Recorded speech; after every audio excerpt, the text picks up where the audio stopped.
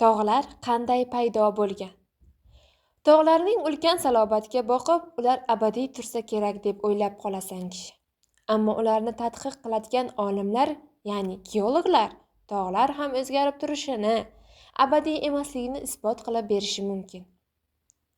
Yer yuzasida ro'y bergan ma'lum bir o'zgarishlar nurab boruvchi tog'larni yaratadi. Suvning muzlashi tog' yomg'irlarini nuratadi. Yomg'ir va suv oqimlari qoyalardagi tuproqni yuvib ketadi. Vaqt o'tishi bilan eng baland cho'qqilar ham tepalik va tekisliklarga aylanib qoladi. Geologlar tog'larni paydo bo'lishiga qarab 4 turga bo'lishadi. Shu bilan birgalikda tog'lar bundan bir necha million yillar avval yer yuzasiga ro'y bergan keskin o'zgarishlar natijasida hosil bo'lgan. Burma tog'lar kuchli bosim ta'sirida qisilib, ulkan burmalar hosil qilgan tog' jinsi qatlamlardan iborat. Ko'p joylarda ravoq va botiq linzalarga o'xshab egilib ketgan tog' jinsi qatlamlarni ko'rish mumkin. Bu yer yuzasi bosimi siquvning natijasidir.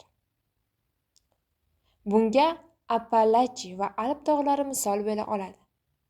Gumbazsimon tog'larga tog' jinslari yuqoriga gumbazlar shaklida ko'tarilgan bo'ladi. Katta bosim ostida yer yuzasiga otilib chiqqan suyuq lava bunday tog' jinsi qatlamdan hosil qilingan. Bunga AQShning Janubiy Dakota shtatidagi tog'lar misol bo'la oladi. O'rkach tog'lar. Bunday tog'lar yer qobig'ining sinib o'pirilishi natijasida hosil bo'lgan.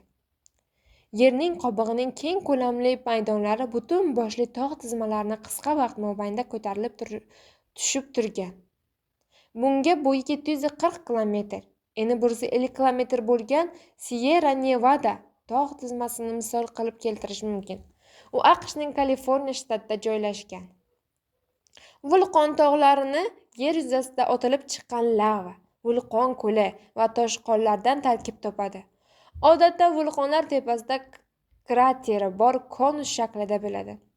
AQShdagi Rainier, Shasta va Hood, Yaponiyadagi Fujiyama, Italiyadagi Vezuviy vulqonlarini mashhur.